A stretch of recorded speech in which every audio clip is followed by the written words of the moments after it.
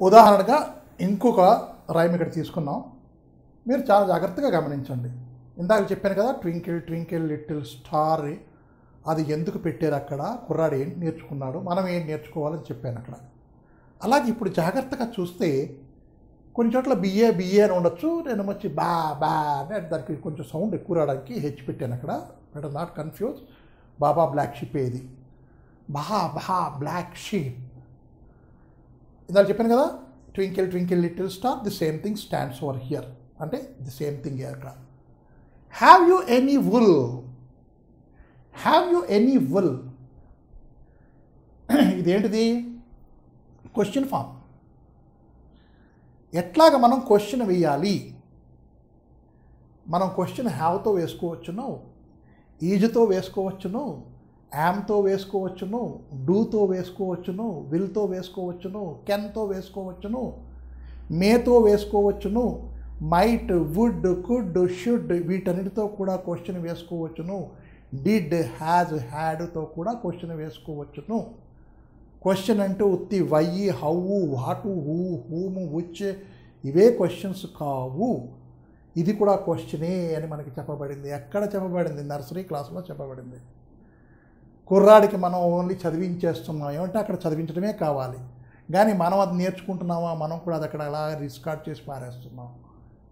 ఇక్కడ క్వశ్చన్ మనం have, has, had, am, is, was, were, are, తర్వాత do, did, does, can, may, might, must, could, will, shall, వుడ్తో కూడా మనం questions వేసుకోవచ్చు సంగతి ఆ రైమ్ చెప్తుంది మనకి. Have you any wool, yes sir, yes sir. ఇక్కడ ఇంతవరకు క్వశ్చన్ అయిపోయింది. Addressing, question.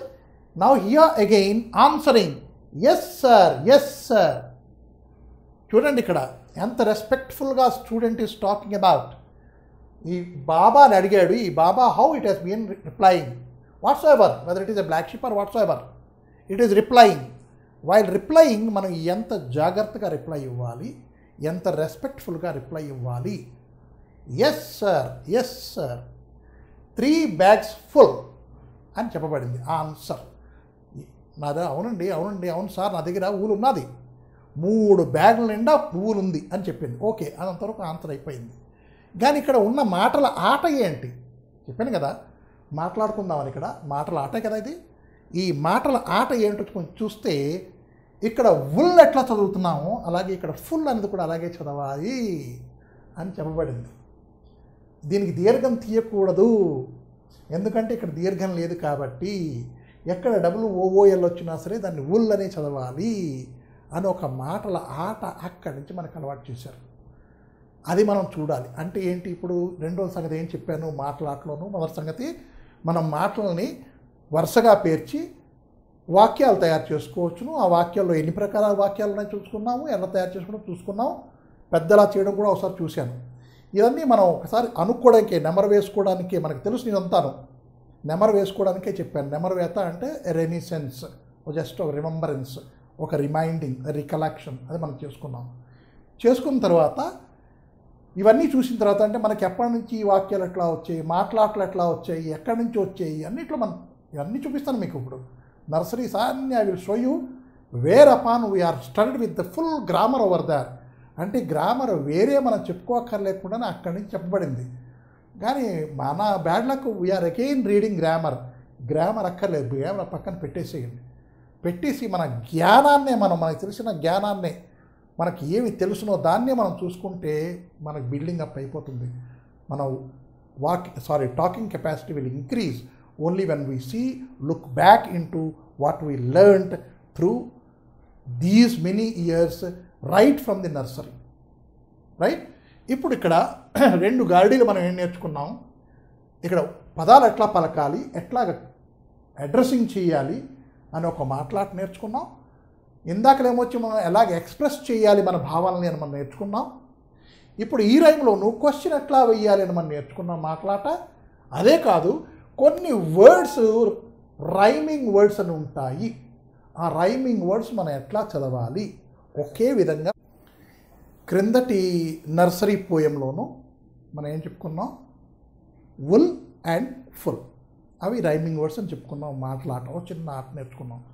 ఇప్పుడు చూడండి, హంటీ డంటీ సాట్ అనే వాల్. మళ్ళీ చూడండి, హంటీ Dumpty sat on a wall, Humpty Dumpty had a great fall. ఇందాక చెప్పాను wool and full. Here wall and fall, these two are used at the end of each sentence, and those two are rhymical words or rhythmical words. వదిలేసేయండి. ఇప్పుడు analyse చేసుకుంటే, ఈ రెండింటిని మనం analyse చేసుకుంటే ఇక్కడ మనం ఏం చెప్పాం? ఎక్స్ప్రెషన్ ఆఫ్ ఫీలింగా? కాదు. లేదు అంటే మనం క్వశ్చన్ వేసామా? Did we question? నో. అయితే ఇప్పుడు ఏంటి ఇక్కడ? ఇది సింప్లీ వీ హ్యావ్ స్టేటెడ్, మనం చెప్పాం. మాటలని కొంచెం అరేంజ్ చేసుకొని, ఈ హంటీ డంప్ట్ అనేవాడు గోడ మీద కూర్చున్నాడు. మళ్ళీ ఒకసారి చూడండి, హంటీ డంప్టీ అనేవాడు గోడ పైన, ఒక గోడ పైన కూర్చున్నాడు. రెండుసార్లు చెప్పాను. చిన్న అబ్జర్వేషన్ ఉండాలి ఇక్కడ. అబ్జర్వేషన్ లేకపోతే మనం స్పోకెన్ ఇంగ్లీష్ నేర్చుకోలేము. ఏంటి అబ్జర్వ్ చేయమంటున్నానో మళ్ళీ ఒక్కసారి అబ్జర్వ్ చేయండి. హంటీ డంప్టీ అనే కుర్రవాడు ఒక గోడ మీద కూర్చున్నాడు. మనం ఇదే వాక్యాన్ని తెలుగులో రాసుకుంటే ఆ వర్డ్స్ అన్నీ మనం ఎక్కడెక్కడ అరేంజ్ చేసాము, అదే ఇంగ్లీష్లో వస్తే మనం ఎక్కడెక్కడ రాసుకున్నాము కొంచెం అబ్జర్వ్ చేయండి. హంటీ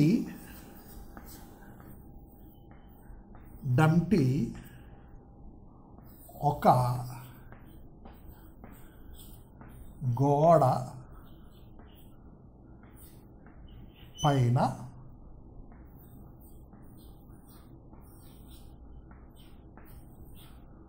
కూర్చున్నాడు.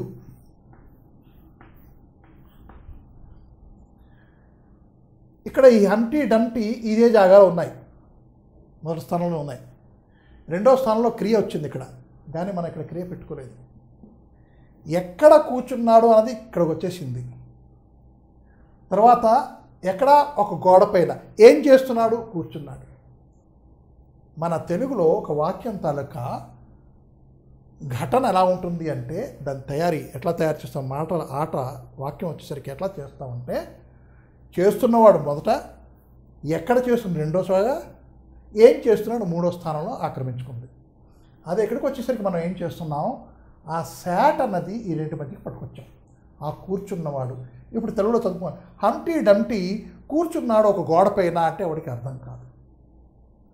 హంటీ డంప్టీ కూర్చున్నాడు ఒక గోడ పైన అంటే వాళ్ళకి అర్థం కాదు. ఎందుకు అంటే మన తెలుగులోని మాటల ఆట అట్లా ఆడుకోము. మనం ఇంగ్లీష్లోకి వచ్చేసరికి మాటల ఆట ఇలా చెప్పుకున్నాం అనుకోండి. దీన్ని హంటీ డంప్టీ అనే వాల్ శాట్ అన్న ఎవరికి అర్థం కాదు. హంటీ డంప్టీ అనే వాల్ శాట్ అని చెప్పుకోం. అంటే ఏంటి, ఒక వాక్యంలోనూ ఒక శబ్దానికి ఒక నిర్దిష్టమైన జాగా ఉన్నది. మళ్ళీ చెప్తున్నాను, రిపీట్ చేస్తున్నాను. ఒక వాక్యంలోనూ ఒక శబ్దానికి ఒక నిర్దిష్టమైన జాగా ఉన్నది. ఆ జాగాలోనే దాన్ని వేస్తే ఆ వాక్యం పూర్తి అవుతుంది. రైట్? అట్లాగే మనం నేర్చుకోవాలి. హంటీ డంప్టీ శాట్ అనే వాల్, ఇలాగే మన ఇంగ్లీష్లో మాట్లాడాలి. అంటే ఏ పదం ఎక్కడ సమకూర్చాలి, ఎక్కడ పెట్టుకోవాలి అన్నది. మన ఆడవాళ్ళు పువ్వులు గుచ్చుతారు చూడండి, దాంట్లోనూ వాళ్ళకి తెలియకుండా అలా అల్లేసుకుంటారు పువ్వులు. చకచక చకచక చకచక చకచక అల్లేస్తారు. చూస్తే దాంట్లోనూ మనకి ఖచ్చితంగాను ఒక 5 మల్లె మొగ్గలు, 2 కనకాంబర పువ్వులు, మళ్ళీ ఒక 5 మొగ్గలు, మళ్ళీ 2 కనకాంబర పువ్వులు, 5 కనకాంబర పువ్వులు, అట్లాగా వరుస ఖచ్చితంగాను ఒక రిథమికల్గా అరేంజ్మెంట్ అవుతుంది. అప్పుడే దాంట్లో మరవం కూడా వేసుకుంటారు, మధ్య మధ్యలో వేసారనుకోండి, మరవం కూడా వేసారనుకోండి, అది ఒక చిన్న అందం ఏర్పడుతుంది. ఎందుకు ఆ మాట అందం అనే మాట ఎందుకు పట్టుకొచ్చానంటే, భాషలో కూడా మనకి ఒక అందం ఉండాలి. There should be a beauty in the language what we're using. Not simply able to speak, అది ఒక కళ. Simply able to speak, it is an art, keep it aside. Then to be able to speak in a beautiful manner, in a musical manner, in a rhythmical manner, it is something different. అది వచ్చేసరికి అది మనకు చాలా కాలం పట్టేస్తుంది, అది పక్కన పెట్టండి. Let us learn in a మాట్లాడడం ఎలాగా, అది మనం నేర్చుకుంటున్నాం, మాటలాటే నేర్చుకుంటున్నాం. దాన్ని కొంచెం బ్యూటిఫై చేసి మాట్లాడడం ఎలాగా, అవన్నీ తర్వాత సెక్షన్లో వస్తాయి. ఇప్పుడు మటుకు మాటల అరేంజ్మెంట్ నేను చూపించాను. ఇప్పుడు ఇక్కడ ఎట్లాగ పదజాలం ఎట్లా వాడుకోవాలి, ఏ పదజాలం ఎక్కడ ఉండాలి. తెలుగు దానికి మనం అలాగే ట్రూ ట్రాన్స్లేషన్ చేసేసాం అనుకోండి. ఇక్కడ హంటీ డంటీ సాట్ ఎన్ ఎ వాల్, హంటీ డంటీ కూర్చున్నాడు గోడ పైన అని చెప్పుకుంటే ఆవిడకి అర్థం కాదు. కాబట్టి మన తెలుగుకిను ఇంగ్లీష్కి ఆ చిన్న తేడా ఉంది, అది మనం కొంచెం కనిపెట్టాలి. ఇది కనిపెట్టిన తర్వాత ఇంకా రెండో సంగతి ఏంటి, ఈ మాట్లాటలోను మనం చెప్పిన ఈ రైమ్లోను మనకి దొరికిన మాట్లాట ఏంటంటే, ఇంతకుముందు మనం చెప్పుకున్నవన్నీ కూడాను మనకి వర్తమాన కాలంలో ఉన్నాయి. ఇప్పుడు కుర్రాడికి మనం ఏం చెప్తున్నాం, శాట్ అన్నది ఒక కాలం ఒకటి ఉన్నది, అంటే అది జరిగిపోయిన కాలంలో ఉన్నది అని మనం చెప్పుకుంటున్నాం. It is in the past tense అని చెప్పుకుంటున్నాం. అలాగే ఇక్కడ హ్యాడ్ వచ్చింది, ఇది కూడాను మనకు ఒక పాస్ట్ టెన్స్లో ఉన్నది. హ్యాడ్ ఏ గ్రేట్ ఫాల్ అన్నాడు, కానీ ఇక్కడ హంటీ డంటీ హ్యాడ్ ఫాలెన్ అనలేదు. మళ్ళా హంటీ డంటీ ఫాల్ అని చెప్పలేదు, ఆర్ ఫెల్ అని చెప్పలేదు. He could have told Humpty Dumpty fell, Humpty Dumpty had fallen, Humpty Dumpty fall అని చెప్పవచ్చును, కానీ చెప్పలేదు. ఎందుకు చెప్పలేదు, ఇక్కడ ఈ వాల్కిను ఇక్కడ ఈ ఫాల్కి కూడా చిన్న మాట్లాట పెంచాడు. అదే రైమింగ్. అంటే మనకి పోయిటరీ వచ్చేసరికి కొంచెం రైమింగ్ కావాలి. అది ప్రోజులో అక్కర్లేదా, ప్రోజులో కూడా దానికి స్థానం ఉన్నది, అది చూపించడానికి ఇక్కడ పెట్టారు. మనం ఒకటే వాక్యం ఇది ఒకటే తీసుకున్నాం అనుకోండి, లేదు ఇది ఒకటే తీసుకున్నాం అనుకోండి, ఏ వర్డ్ తర్వాత ఏ వర్డ్ వస్తుంది మనకి ఆ మాత్రం చిన్న అబ్జర్వేషన్, ఒక జ్ఞానం ఉండాలి. ఉంటే మనం ఫర్దర్ ప్రొసీడ్ అయిపోతాం. మనం 60% మనం ఇంగ్లీషే మాట్లాడతామని చెప్పాను ఇందాక. దాంట్లో ఏంటి చెప్పాను, 2 ఉదాహరణలు, బాత్రూమ్కి వెళ్ళడం చెప్పాను, తర్వాత వంటని వర్ణించడం కూడా చెప్పాను. దాంట్లోనూ మనం ఏం చేసేసుకున్నాం, ఉత్తి ఫ్రైయింగ్ ప్యాన్ తీసుకున్నాం, ఆయిల్ తీసుకున్నాం, ఆయిల్ పోసేసామన్నాం, లేకపోతే ఆయిల్ వేసేసామన్నాం, టీ స్పూన్ తీసుకున్నామన్నాం. అంటే ఏంటి, మనం క్రియాపదాలని ఇంగ్లీష్లో వాడుకోలేదు, ఉత్తి నౌన్స్నే మనం దాంట్లో వాడుకున్నాం. నౌన్ వాడుకున్నా సరే దానికి క్రియాపదం మనం తెలుగులో పెట్టాం కాబట్టి వాళ్ళకి అర్థమైంది ఎదుర్కొంటా వాడికి. Frying pan, stove, lighter, oil, spoon ఎదుర్కొన్న వాడికి ఏం అర్థం కాదు. అర్థమైంది, ఏమాత్రం అర్థమైంది, ఈజ్ టెల్లింగ్ సమ్ నౌన్స్, ఇది అర్థమైంది. కానీ ఇవన్నీ తీసుకు మనం ఏం చేస్తున్నాం అన్నదానికి మనం క్రియాపదాలు మనం దాంట్లో పెట్టాం, అంటే వెర్బ్స్ మనం యూజ్ చేసుకున్నాం. ఆ వెర్బ్ మనం యూజ్ చేసుకుంటేనే మనకి ఈ వాక్యము, ఈ ధోరణి, లేదు అంటే ఈ మాటలాట అనేది ఒక చక్కనైన సమాహారంలాగా ఏర్పడుతుంది. ఇందాక చెప్పాను కదా, పువ్వులు గుచ్చుతారని, పువ్వులు మాల అల్లుతారని చెప్పాను కదా, అలాగే ఈ మాటలతో మనం హారం ఎట్లా అల్లుకోవాలి. మల్లె పువ్వులు దారం గుచ్చడం సంగతి మనం చెప్పుకుంటున్నాం ఇందాక. అంటే అది ఎంత సుందరంగా తయారవుతుందో, ఏ పువ్వుల తర్వాత ఏ ఆకులు కానీ, ఏ కలర్ కానీ, ఏ పువ్వులు కానీ మనం తీసుకొని గుచ్చితే ఆ హారం అందంగా అవుతుందో, ఆ జ్ఞానం ది మనకి ఉండాలి, ఆ యూసేజ్ చేసే విధానం. అది చెప్తున్నప్పుడు మనం ఇది కూడా ఒకసారి చెప్పుకోవాలి, ఈ రైమ్ కూడా మనం ఒకసారి చెప్పుకోవాలి. ఎందుకంటే దీంట్లో ఉన్న వర్డ్స్కి పెద్దగా మీనింగ్ మనం చూసుకోక్కర్లేదు, అన్నిటికీ మీనింగ్ మనకు తెలుసును. చాలా సింపుల్ వర్డ్సే, అది కూడాను మనకి న్యూమరల్సే వాడాడు. 1 2 3 4 5 6 7 8 9 and 10, రైట్. కానీ దీంట్లో ఉన్న గారిడీ ఏంటంటే, ఈ మాటలాట ఇక్కడ ఏంటంటే మనకి 1 2 buckle my shoe. If you see these 2 words, మనం కానీ జాగ్రత్తగా ఈ 2 words కానీ చూస్తే, ఇక్కడ టీ ఉంది, ఇక్కడ ఎస్ ఉంది, ఇక్కడ డబ్ల్యూ ఉంది, ఇక్కడ హెచ్ ఉంది, ఇక్కడ ఓ ఉంది, ఇక్కడ ఈ ఎక్స్ట్రా ఉంది. కానీ రెండింటి తాలూకా ప్రొనౌన్సియేషన్ ఒకటే అని చూపించడానికి మనకి ఇక్కడ ఇది ఈ 2 వాడాడు. ఏంటది, 1 2 buckle my shoe. బక్కల్ స్పెల్లింగ్లు మేము జాగ్రత్తగా రాస్తాంలేండి, బకల్ మై షూ. రైట్? అయితే ఈ పార్ట్ మనం వదిలేసుకుంటే ఇది న్యూమరల్స్, నెంబర్స్ వదిలేయండి. ఇక్కడ ఏమిటి చెప్పబడింది? ఇక్కడ మనకి ఒక విధమైనటువంటి సెంటెన్స్ చెప్పబడింది, మాటల ఆట ఇక్కడ చెప్పబడింది. ఏమిటి? మనం ఉపయోగించింది 1, 2, 3 వర్డ్సే, కానీ ఒక పెద్ద భావన దాంట్లో ఇరికించేసేము. ఏమిటది? కుర్రాడు యూనిఫారం వేసేసుకున్నాడు, సాక్స్ వేసేసుకున్నాడు, షూ వేసుకున్నాడు, దానికి బక్కలు పెట్టడం వాడికి చేత కాదు. ఆ కుర్రాడు మనకు అది చెప్పాడు, బకల్ మై షూ అంటే ఇది మనం 4వ ప్రకారమైన వాక్యం కూడాను మనం అక్కడ నర్సరీలోనే మనం నేర్పుతున్నాం కుర్రాడికి. 4వ ప్రకారం ఏంటనుకున్నాం మనం? ఒక నిర్దేశనాత్మకమైన, రైట్, ప్రేరణాత్మకమైన అని చెప్పుకున్నాం. ఇది నిర్దేశం చేయబడింది. ఏంటి నిర్దేశం చేయబడింది? Buckle my shoe. It has been commanded, it has been ordered or it has been put in to order. చెప్పబడింది నాకు బకెల్ చెయ్యాలి అని. రెండోది 3, 4. FOUR is the 4. Here DOOR, door. 4 and door, these are to be pronounced the same way అని మనం పిల్లలకి ఇక్కడ చెప్తున్నాం. చెప్పకపోతే చెప్పి మనం కూడా తెలుసుకోవాలి, ఈ రెండు ఒకలాగా ప్రొనౌన్స్ చేయాలి అని. అవే ఫోనోటిక్స్ అని చెప్పుకుంటారు. మనం అక్కడ ఆ ఫోనోటిక్స్ మాట వదిలేయండి. ఎలా చదవాలి ఈ రెండు అన్నది మనం అక్కడి నుంచి నేర్చుకున్నాం అనుకోండి, మనకి ఈజీ అయిపోతుంది. ఇక్కడ ఈ 3, 4 కామన్ వదిలేయండి. మళ్ళా చూస్తే షట్ ది డోర్, ప్రేరణాత్మకమైన వాక్యము. షట్ ది డోర్, తలుపేసేయి అని చెప్పబడింది. మనం ఇప్పుడు ఈ మాటలాటలోనూ ఈ సెంటెన్స్ అని చెప్పుకున్నాం, వాక్యం తాలూకా ఘటన గురించి చెప్పుకున్నాము, వాక్యం ఎట్లా తయారవుతుందని చెప్పుకున్నాము, వాక్యాల్లో ఎన్ని ప్రకారాలను చెప్పుకున్నాం. మొట్టమొదటి ఏంటి మనం చెప్పుకున్నాము? ఫీలింగు, ఎక్స్ప్రెషను ఎలా చేస్తాం. How I wonder what you are with twinkle twinkle. తర్వాత question, baa baa black sheep have you any wool అని చెప్పుకున్నాం. మూడోది స్టేట్మెంట్ చెప్పుకున్నాం, హంటీ డంటీ శాటన్ ఏ వాల్ అని చెప్పుకున్నాం, statement.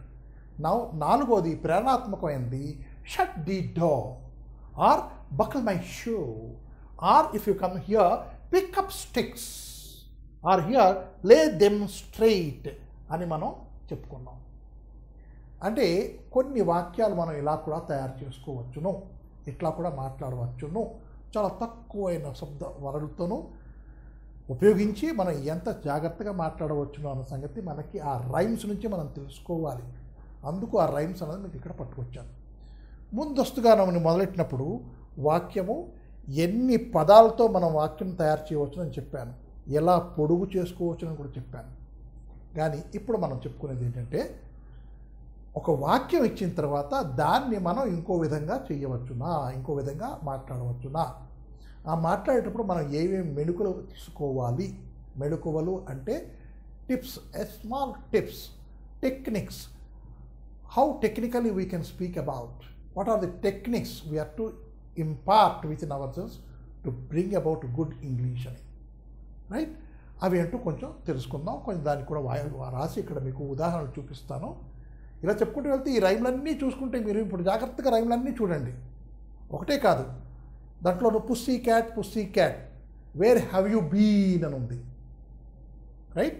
Wear have you been అన్న దానికి మీనింగ్ ఏమిటి అని తీసుకుంటే దాంట్లో గో అనే శబ్దం ఎక్కడా లేదు. Pussy cat where have you been, I have been to London to see the queen అంటాడు. బీను క్వీన్కి అక్కడ రైమింగ్ ఇచ్చి మాట్లాట ఆడుకుని ఇక్కడ హ్యావ్ బీన్తో ఇంకో మాట్లాట ఆడాడు. ఏంటి? Where have you been. Have you been అన్నది అక్కడెక్కడ గో అనే వర్డ్ లేదు, కానీ మీనింగ్ ఏంటి వస్తుంది? నువ్వు ఎక్కడికి వెళ్ళావమ్మా అని అడగబడింది, రైట్? ఓ సుందరమైన పిల్లి ఎక్కడికి వెళ్ళావమ్మా అని అడిగాడు. దాంట్లో ఎక్కడ వెళ్ళాడు అనే పదం ఎక్కడుంది? ఆ హ్యావ్ బీన్ అనే 2 పదాలు పెట్టుకొని ఒక ఆట ఆడి ఎక్కడికి వెళ్ళావు అనే క్వశ్చన్ మనకి తెప్పించాడు. అట్లా కూడా మనం చక్కగాను ఒక మంచి బ్యూటిఫుల్ వేగాను మనం ఇంగ్లీష్ మాట్లాడుకోవచ్చును అని దాంట్లో చెప్పాడు. Where have you been, I have been to London to see the queen. ఆ రెండు చెప్పినప్పుడు అక్కడ మనకు కావలసిన పదం లేకపోయినా సరే ఆ పదం తాలూకా అర్థాన్ని మనం పట్టుకురావచ్చును అని కూడా చూపించాడు. రైట్.